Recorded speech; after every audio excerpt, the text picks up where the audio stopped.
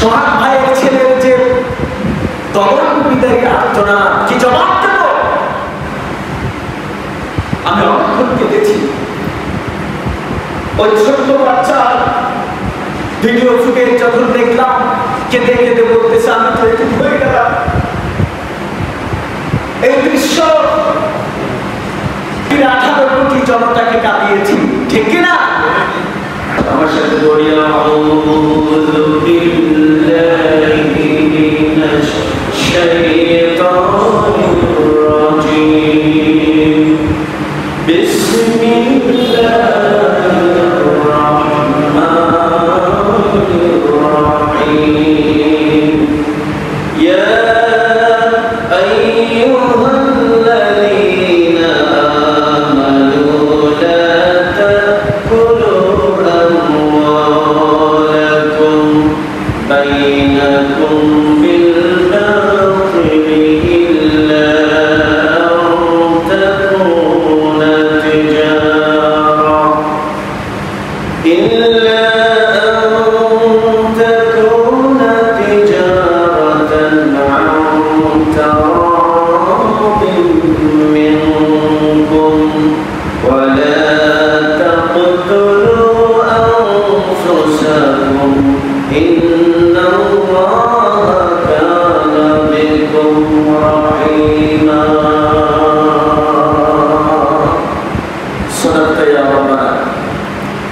আমি আপনাদের সামনে কোরআনুল কারীমের 4 নম্বর সূরা সূরা নিসার 29 নম্বর আয়াতে কারিমা তেলাওয়াত করেছি। এখানে ওই মহারাম এমন দুটি অবিকল্পের কথা উল্লেখ করেছেন যেটির দ্বারা এই দুনিয়া কলুষিত হয়, এই দুনিয়ার মধ্যে এই দুনিয়ার অভাব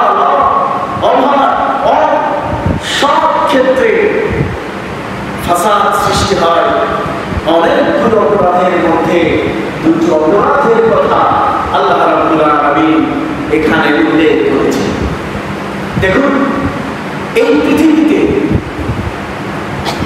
ফাসাদ সৃষ্টি হওয়ার পেছনে মূল যে কারণ দায়ী, এটা আল্লাহ রাব্বুল আলামিনের পক্ষ থেকে বার্তা আসা। এটা কি স্বাভাবিক না?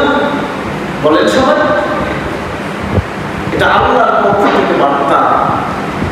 এখানে আল্লাহ রাব্বুল আলামিন কি বলছেন? খুবই মনোযোগ, খুবই অ্যাটেনশন হলে আল্লাহ রাব্বুল আলামিন ইমানদারদের ডাক দিলেন, ইয়া আইয়ুহাল্লাযীনা আমানু, হে বিশ্বাসীরা, লা তাকুলু, তোমরা খেও না, আমওয়ালাকুম বাইনাকুম বিল বাতিল, তোমরা তোমাদের একে অন্যের সম্পদ মাল অন্যায়ভাবে তোমরা গ্রাস করো না, ইল্লা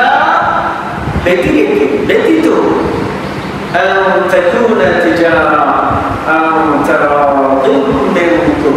অর্থাৎ আমি সরল ভাষায় বলি, ব্যবসার ক্ষেত্রে যে মুনাফা আসে না, ব্যবসার হবে না। ব্যবসার ক্ষেত্রে যে মুনাফা, সন্তুষ্ট চিত্তে একে অপরের আদান প্রদানের ভিত্তিতে যে মুনাফা, এটা হবে দিকে অন্যের সম্পদ অন্যায়ভাবে গ্রাস করা যাবে না। এরপরে দ্বিতীয় যে অপকর্ম, দ্বিতীয় যে অপরাধের কথা আল্লাহ বললেন, ওয়ালা তাকতুলু আনফুসাকুম, তোমরা নিজেদেরকে হত্যা করো না। তাকতুলু ওয়ালা তাকতুলু, হত্যা করো না আনফুসাকুম, তোমাদের নিজেদেরকে। এই দুটো অপরাধ হচ্ছে পুরো দেশটাকে অস্থিতিশীল এবং নৈরাজ্য এবং ফাসাদ সৃষ্টির জন্য মূলত এই দুটা দায়ী। দেখুন, হত্যা এবং অন্যের মাল ভক্ষণ করা, এটা কারা করে? এটি আগে আমাদেরকে আইডেন্টিফাই করতে হবে। যারা ক্ষমতা পেয়ে ক্ষমতার অপব্যবহার করে, তাদের দ্বারা এটি হওয়া সম্ভব, ঠিক কিনা? ক্ষমতা পেয়ে ক্ষমতার অপব্যবহার করে যারা, এদের দ্বারাই এই মহা দুটো অপরাধ সংঘটিত হওয়া সম্ভব। আপনি বানায় বলছি দলিল নেন কোরআন থেকে। আল্লাহ রাব্বুল আলামিন সূরা মুহাম্মদ 22 নম্বর আয়াতে আল্লাহ পাক বলেছেন ফাহাল আসাইতুম ইন তাওয়াল্লাইতুম আন তুফসিদু ফিল আরদ। আল্লাহ পাক বলছেন ক্ষমতা পাওয়ার পরে তোমাদের থেকে আর কি আশা করা যেতে পারে? তোমরা পৃথিবীর বুকে বিশৃঙ্খলা ফাসাদ সৃষ্টি করবে, এছাড়া আর কি আশা করা যেতে পারে? তার মানে হলো আল্লাহ রাব্বুল আলামিন এই কথাটা তাদের ক্ষেত্রে বলছে যারা ক্ষমতা পাওয়ার পরে ক্ষমতা ব্যবহার করে। এদের ক্ষেত্রে আল্লাহ বলেছেন তোমরা যদি ক্ষমতা পাও ফাসাদ সৃষ্টি ছাড়া পৃথিবীতে আর কোনো কিছু সৃষ্টি করতে পারো না। তোমাদের কামটাই হলো ফাসাদ সৃষ্টি করা, ঠিক না? আর একটা কথা হলো বিশ্বনবী জনাবে মুহাম্মদ রাসূলুল্লাহ সাল্লাল্লাহু আলাইহি ওয়াসাল্লাম যে সংস্কারের জন্য দান মোবারক শহীদ করলেন, সাহাবায়ে কেরাম রক্ত দিলেন, সাহাবায়ে কেরাম আহত হলেন, সাহাবায়ে কেরাম শহীদ হয়ে গেলেন যে সংস্কারের কারণে।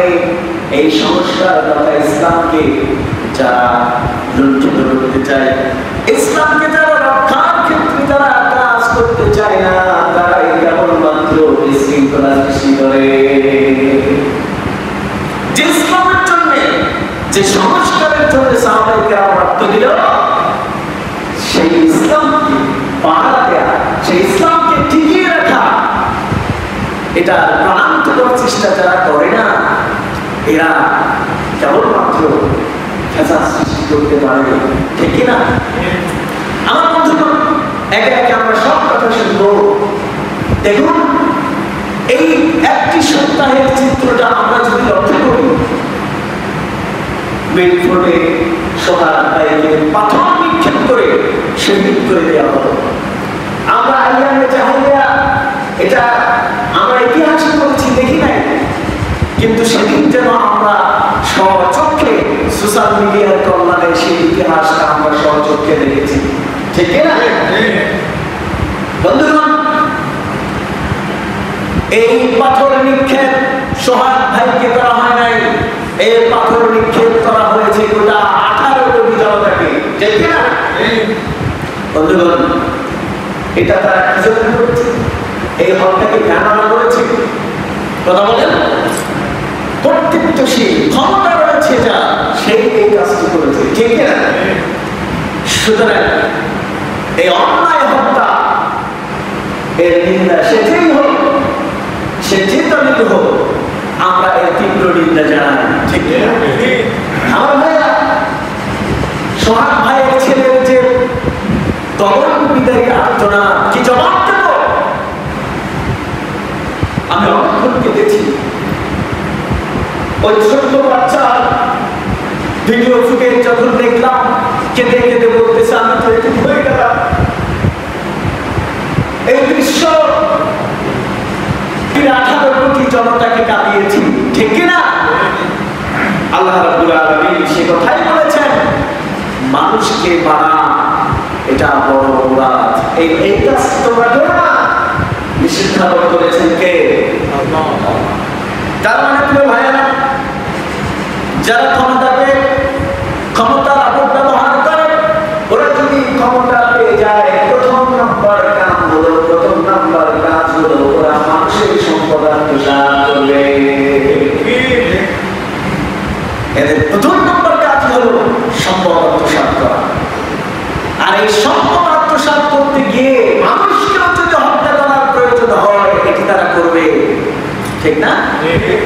আমার বন্ধুরা, এই জন্য এই পৃথিবীতে যারা অন্যায়কারী, যারা মানুষের সম্পদ লুণ্ঠন করে, এদেরকে কোন প্রকারের ক্ষমতার চেয়ারে বসানো মানেই কমান মোড়ানো, ঠিক না? আমার বন্ধুগণ, এই জন্য আল্লাহ রাব্বুল আলামিন বারবার নির্দেশনা দিয়েছেন, শোনো, অন্যায়ভাবে মানুষের সম্পদ তোমরা লুণ্ঠন করো না। অন্যায়ভাবে মানুষের সম্পদ তোমরা কি করো না? লুণ্ঠন করো না। আমার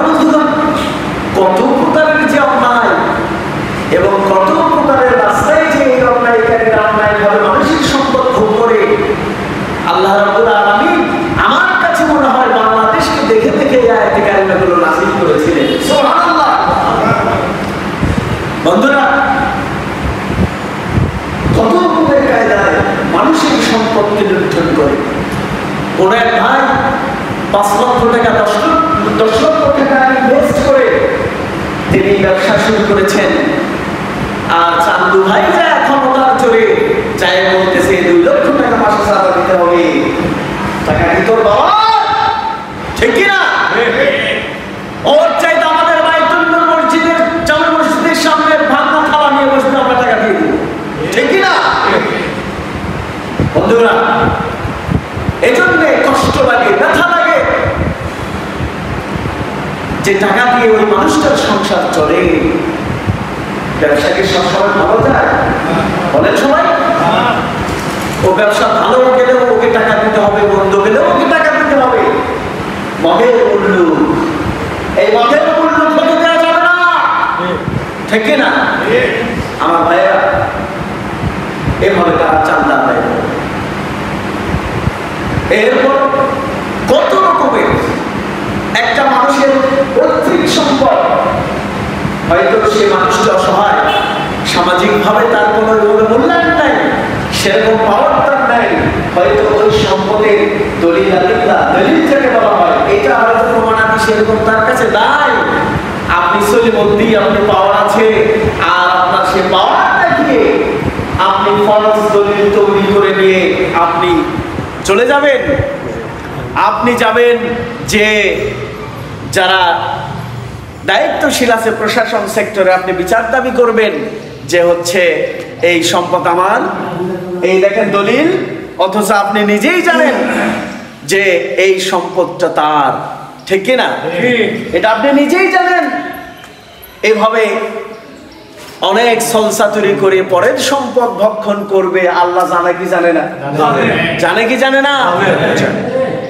এজন্য আল্লাহ রাব্বুল আলামিন কোরআন আল কারীমের মধ্যে বলেছেন, শোনো, ওয়ালা তাকুলু আমওয়ালাকুম বাইনাকুম বিল বাতিল ওয়া তুদলু বিহা ইলাল হুক্কামি লিতাকুলু ফারিকাম মিন আমওয়ালিন নাসি বিল ইথম। আল্লাহু আকবার। আল্লাহ রাব্বুল আলামিন এই সমস্ত মানুষের চরিত্রগুলো দেখে দেখে যেন কোরআনের আয়াত নাজিল করেছেন। আল্লাহ পাক বলছেন, অন্যায়ভাবে মানুষের সম্পদ গ্রাস করো না, আর অন্যায়ভাবে অন্য মানুষের একটু সম্পদ পাওয়ার জন্য মিথ্যা ডকুমেন্টস নিয়ে হুক্কাম, হাকিম, এদের কাছে তোমরা যেও না। হাকিম এটা আরবি শব্দ, এর বাংলা অর্থ কি? প্রশাসনিক সেক্টরে যারা আছে, অর্থাৎ রেজিস্ট্রি যারা করে, এদেরকে বোঝানো হয়েছে। অন্যায়ভাবে দলিল আদিল্লা তৈরি করে নিয়ে তোমরা ওই মানুষের সম্পদের কিঞ্চিত অংশ পাওয়ার জন্য এই মিথ্যা কাজ, মিথ্যা কারসাজি তোমরা করো না। সুবহানাল্লাহ, আল্লাহু আকবার। আল্লাহর কথাগুলো কত মহাসত্য, সুবহানাল্লাহ। আপনারা কি রাগ করতেছেন? আমার বন্ধুগণ, অন্যায়ের পক্ষে যারা থাকবে, অন্যায়কারী যে অপরাধী, পক্ষে থাকার কারণে সমান অপরাধী। ঠিক না? এই জন্য কোনো অন্যায় আমরা প্রশ্রয় দিব না, অন্যায়কারীকে আমরা প্রতিহত করবই করব ইনশাআল্লাহ। আমার ভাইয়েরা, বিশ্বনবী বলেছেন, শোনো, আমি তো মানুষ, আমার কাছে যদি কোনো মানুষ বিচার নিয়ে আসে, বিচার নিয়ে আসলো, প্রতিপক্ষ বাদ বিদণ্ড, প্রতিপক্ষ অনেক বাদ করতে দলিল প্রমাণাদি অনেক আছে, এগুলো দিয়ে আমি মুহাম্মদুর রাসূলুল্লাহ যদি অন্যায়ভাবে রায় দেওয়ার কারণে যদি একটু সম্পদ তার থেকে নেওয়া হয়, আমি তো মানুষ, আমি তো গায়েব জানি না, অন্যায়ভাবে যদি নেওয়া হয় তাহলে ওই যতটুকু সম্পদ দিল সে যেন আগুন ভক্ষণ করলো। সুবহানাল্লাহ। অন্যের হকটাকে রক্ষা করা এটা অনেক বড় দায়িত্ব। ঠিক কিনা? আমার বন্ধু রাসূল সাল্লাল্লাহু আলাইহি ওয়াসাল্লামের একজন খাদেম, নাম তার মিদআম রাদিয়াল্লাহু তাআলা আনহু, খায়বার যুদ্ধ জয় হয়ে গেছে। খায়বার যুদ্ধ জয় হয়ে গেছে, সাহাবায়ে কেরাম মদিনার দিকে ফিরবেন, প্রতিমধ্যে বিশ্রামের প্রয়োজন হলো। এই মিজান রাদিয়াল্লাহু তাআলা গনিমতের মাল অর্থাৎ বিশ্বনবী উট থেকে চুল দহনের জন্য প্রান্ত কর প্রচেষ্টা সে করতেছে, এমন মুহূর্তে একটা চুল এসে তার বুক বরাবর লেগে গেল, তিনটা বুক বরাবর বিঁধে গেল, জায়গাতে তিনি ইন্তেকাল করলেন। সাহাবায়ে কেরাম বলতেছেন আপনার হাতে সে নিহত হয়েছে, সে অবশ্যই শহীদ হয়েছে, কারণ খায়বারের যুদ্ধ থেকে আমরা কেবলমাত্র হয়েছি। মদিনায় আসার পরে বিশ্বনবী যখন সব কিছু শুনলেন জানলেন, তখন নবীজি বললেন সে যে চাদর টান দিয়েছিল ওই চাদরটায় আগুন হয়ে তাকে দগ্ধ করবে।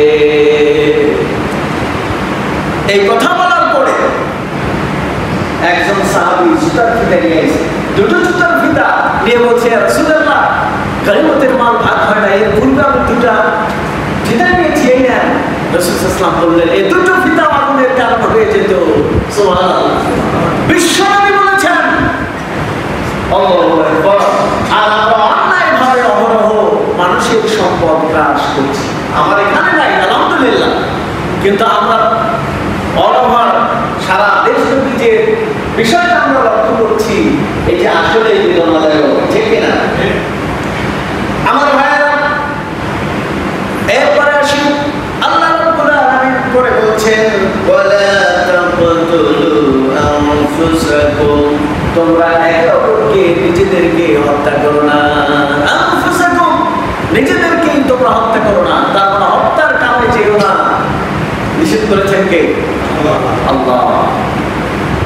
আল্লাহ রাব্বুল আলামিন বলেছেন ওয়ালা তাকতুলুন নাফসাল্লাতী হারামাল্লাহু ইল্লা বিল হক, অর্থাৎ অন্যায়ভাবে আল্লাহ রাব্বুল আলামিন হত্যা করাকে হারাম করে দিয়েছেন। অন্যায়ভাবে হত্যা করলে এটা হারাম কাজ হয়ে যাবে, কাবিরা গুনাহ হয়ে যাবে। বলেছেন কে? কে বলেছেন? আল্লাহ রাব্বুল আলামিন আরো বলেছেন শোনো, একজন মানুষকে কেউ যদি হত্যা করে সে যেন একজন মানুষকে হত্যা করলো না, সে যেন পৃথিবীর সমস্ত মানুষকে হত্যা করলো। একজন মানুষকে যে হত্যা করলো সে যেন পৃথিবীর সমস্ত মানুষকে হত্যা করে ফেললো, আর একজনকে বাঁচানো যে সে যেন পৃথিবীর সমস্ত মানুষকে বাঁচিয়ে দিল। সুবহানাল্লাহ। আমার বন্ধুগণ, আমার দেশের নাগরিক যারা রয়েছে একটু বৃহৎ আকারে বলতে হয়, যেহেতু আলোচনা রেকর্ড হয়, আলোচনা নেটে যায়, এখানে হয়তো 250-300 জন মানুষ আপনারা শোনেন, কিন্তু সোশ্যাল মিডিয়ায় শোনেন 1000, 1500, 2000 এরকম শোনেন। সুতরাং নাগরিকদের ক্ষেত্রে আমি বলতে চাই সেটি হলো যখন সোহাগকে হত্যা করা হচ্ছিল আশপাশে অনেক মানুষ ছিল না ভাই, ওই মানুষগুলো যদি একটু থুতু নিক্ষেপ করতো ওই জানোয়াররা ভেসে যেত, ঠিক কিনা? নাগরিকদেরও সচেতন হতে হবে কোন অন্যায় ক্ষেত্রে। তার বাস্তব প্রমাণ, একজন ছিনতাইকারী ছিনতাই করতে গেছে একটা মোবাইলের দোকান, আপনারা ভিডিওটা দেখছেন কিনা জানি না, টাকা দিয়েছে কিন্তু পরবর্তীতে এমন ভাবে ওই দোকানটা ধরেছে, ধরার পরে দেখা গেল ওই ছিনতাইকারী জায়গায় এসে গণত হয়, ঠিক কিনা? ভয় পেলে চলবে না, ভয়কে জয় করে সামনের দিকে আগাতে হবে, ঠিক কিনা? আমার বন্ধুগণ, এই জন্য কোন প্রকারের অন্যায়কারীকে আমরা প্রশ্রয় দিব না ইনশাআল্লাহ। আমার ভাইয়েরা, এই জন্য আল্লাহ রাব্বুল আলামিন কোরআনুল কারীমের মধ্যে সব কিছু বলেছেন, এটাও বলেছেন শোনো, এই যে হত্যাকাণ্ড কখন থেকে শুরু হলো, হত্যাকাণ্ড কখন থেকে শুরু হলো শোনো। আদম আলাইহিস সালামের অনেক সন্তান ছিলেন, তাদের মধ্যে আমিদার কাবিলকে নিয়ে একটু সমস্যা বেড়েছিল। আকিবালাম নিয়ে একজন বোন তাকে বিবাহকে কেন্দ্র করে তাদের মধ্যে ঝগড়া বেঁধে গেল। অবস্থাটা এমন হলো, ফায়সালা হয়ে গেল কোরবানি করো, দুজনে কোরবানি করো, যার কোরবানি কবুল হবে সেই কাকিমাকে বিবাহ করবে। কোরবানি করা হলো, তৎকালীন সময়ে যার কোরবানি কবুল হতো আকাশ থেকে আগুন এসে ওই কোরবানির জন্তুটাকে পোড়ায় ফেলতো, আর যারটা পুত্র সেটা মনে হতো কবুল হয়ে গেছে, আর যারটা পুত্র না সেটা কবুল হয় নাই। কবুল হওয়া না হওয়া ডাইরেক্ট বোঝা যেত। কোরবানি করেছে, হাবিলের কোরবানিটা আকাশ থেকে আগুন এসে পোড়ায় সারখার করে দিল, তার মানে হাবিলের কোরবানি কবুল হয়ে গেছে। সুবহানাল্লাহ। এই নিয়ে তাদের বাদ বিতাড়িত। কাবিল বলল আমি তোমাকে হত্যা করবো। হাবিলকে হত্যা করতে গিয়েছিলেন, হত্যা করেছে কে? কাবিল হাবিলকে হত্যা করেছে। এজন্য পৃথিবীতে যত হত্যাকাণ্ড সংঘটিত হবে, এই হত্যাকাণ্ডের যত পাপ হবে, ওই পাপের পার্সেন্টেজ কাবিলের আমলনামায় জমা হচ্ছে। ঠিক কিনা? আমার ভাইয়া, এই পৃথিবীর ইতিহাসে কত রকমের হত্যাকাণ্ড সংঘটিত হয়েছে। হত্যাকাণ্ড সংঘটিত হয়েছে হয় নাই। কন্যা সন্তান জন্ম হলে বাবারা অপমান করত, কন্যা সন্তান হলে তারা রাগান্বিত হতো, কন্যার সন্তানকে তারা গ্রহণ করতে চাইল না। এই জন্য তারা মাটি তথ্য পরিবর্তের মধ্যে দিয়া পাথর নিক্ষেপ করে দিয়ে ওই বাচ্চা কন্যা সন্তানগুলোকে মেরে ফেলে দিত। সোহাগ ভাইকে যেভাবে মারা হচ্ছিল, জাহিলিয়াতের যুগে ওরা যেভাবে পাথর নিক্ষেপ করে মেরেছে, সেই দৃশ্যটাই আমাদের স্মৃতিপটে ভেসে উঠছিল। এই কাজ করতে পারে কোন এক মানুষ? এরা মানুষ নয়। এরা কি নয়? এরা মানুষ। মানুষকে যে হত্যা করে সেই মানুষ হতে পারে? সে মানুষ। আমার ভাইয়া, কিয়ামতের দিন এই যে জাহিলিয়াতের যুগে যে সমস্ত কন্যা সন্তানদেরকে জীবন্ত বানানো পাথর নিক্ষেপ করে, কিয়ামতের দিন আল্লাহ রাব্বুল আলামিন জিজ্ঞেস করবেন, বিআইয়ি যামবিন কুতিলাত। তোমাদের কি কোন অপরাধে, কি অপরাধে তোমাদেরকে মারা হয়েছে? তাদের কোন অপরাধ ছিল? কোন অপরাধ ছিল না। অপরাধ একটাই, তারা নারী, মেয়ে শিশু হয়ে জন্ম নিয়েছে। আমার ভাইয়েরা, এই মেয়ে শিশুদেরকে আল্লাহ রাব্বুল আলামিন তার রাসূলের প্রেরণের মাধ্যম দিয়ে তার হাবিব তথা বিশ্বনবী জনাবে মুহাম্মদুর রাসূলুল্লাহ সাল্লাল্লাহু আলাইহি ওয়াসাল্লাম নারীদেরকে কোথায় নিয়ে গেলেন? আর ওরা বলে ইসলাম নারীকে ঠকিয়েছে। নাউজুবিল্লাহ। ওরা তো ইসলাম বোঝে না, ইসলাম তারা বোঝার চেষ্টাও করে না। যদি বুঝতো তাহলে এইরকম ইসলামের বিরুদ্ধচারীরা যারা রয়েছে, এরা এত বড় কথা বলতে পারতো না যে ইসলাম নারীকে ঠকিয়েছে। ঠিক না? আমার ভাইরা, দুটো কারণে তারা তাদের সন্তানকে হত্যা করত। কন্যা সন্তান হিসাবে অপমান বোধ করতে জন্যে। আর একটা কারণ হলো ভরণ পোষণ করতে হবে, তাদের খাইতে দিতে হবে, করতে দিতে হবে, গরিব হয়ে যাব, এই ভয়ে তারা এই কাজগুলো করত। আল্লাহ রাব্বুল আলামিন বলেছেন, তোমরা অন্যায়ভাবে হত্যা করো না।